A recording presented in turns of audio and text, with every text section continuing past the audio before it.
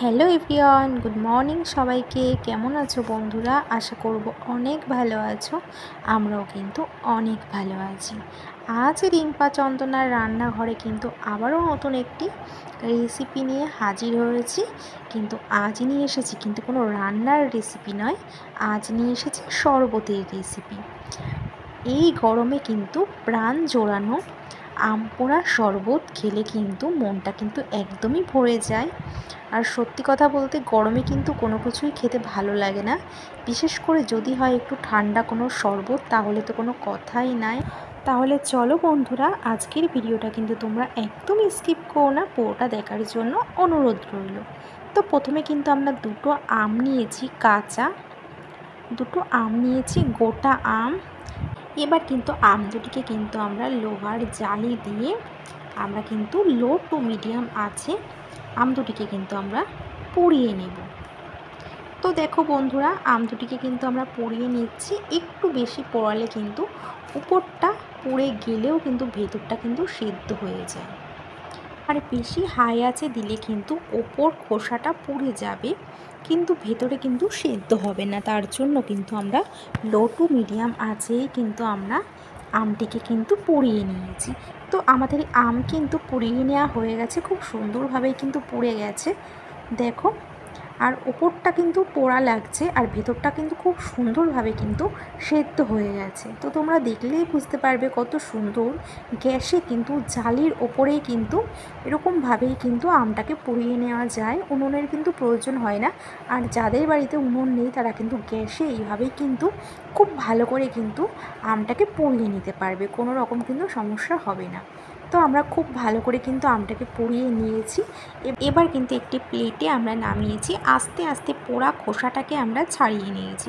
কত সুন্দরভাবে কিন্তু খোসাটা ছাড়িয়ে গেছে, কোনো রকম কিন্তু অসুবিধা হয়নি। এইভাবেই আমরা খোসাগুলিকে আম থেকে ছাড়িয়ে নিয়েছি।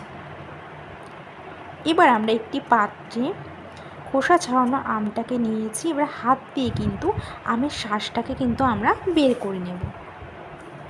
তো আমের শাঁসটাকে আমরা খুব ভালো করে হাতের সাহায্যে বের করে নিচ্ছি, আর আটিটাকে কিন্তু আমরা বের করে দেব। তো হাতের সাহায্যে খুব ভালো করে আমরা মেখে নিয়েছি। তো দেখো কত সুন্দরভাবে কিন্তু মাখা হয়ে গেছে, দেখলেই বুঝতে পারবেন। এইভাবে যদি একটু পোড়াতে পারেন। এবার কিন্তু আমরা একটি মিক্সির জারে শাঁসটা দিয়ে এক এক করে কিন্তু আমরা দেব চিনি, আর দেব আমরা স্বাদের জন্য বিট লবণ, আর দেব আমরা চাট মশলা। আমরা একটু চাট মশলা দিয়েছি 1 চামচ মতন, আর দেব অল্প কিছু পুদিনা পাতা। আর শরবতে পুদিনা পাতা না দিলে কিন্তু একদমই খেতে ভালো লাগে না। তো আমরা কিন্তু অল্প কিছু পুদিনা পাতা দিয়েছি।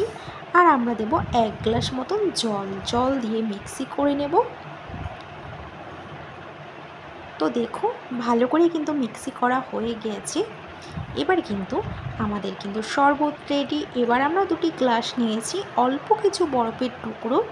এবার আমের জুসটা কিন্তু আমরা দেব। ফার্স্টে আমরা বরফের টুকরো দিয়েছি, কারণ ঠান্ডা ঠান্ডা খেতে কিন্তু খুবই ভালো লাগে এই গরমে। তো আমরা বরফের টুকরো দিয়ে দিয়েছি। এবার কিন্তু আমরা আমের জুসটা কিন্তু ঢেলে দেব। তো আমরা 2টি গ্লাস নিয়েছি, এখানে 2টি গ্লাসে কিন্তু আমরা আমের জুসটাকে ঢেলে দিচ্ছি, কিন্তু অল্প একটু জল মিশিয়ে দেব। আর কিন্তু ডেকোরেশনের জন্য আমরা এখানে অল্প পুদিনা পাতা দিয়েছি।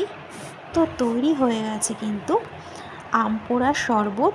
এই গরমে কিন্তু দুপুরে এই আম পোড়া শরবতের সাথে কিন্তু কলিজা ঠান্ডা করা একটি অসাধারণ শরবত।